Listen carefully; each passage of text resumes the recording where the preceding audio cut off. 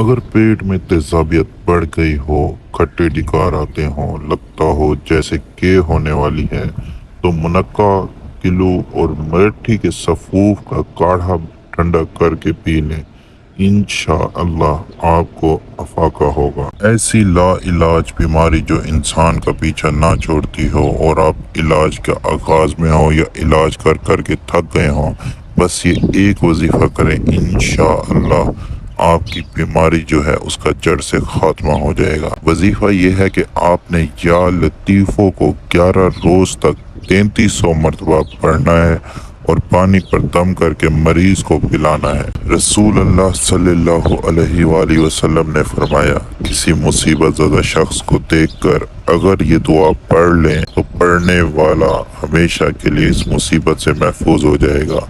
الحمدللہ الذی عافانی مما ابتلاک بہ وفضلنی علی کثیر ممن خلق تفضیلا۔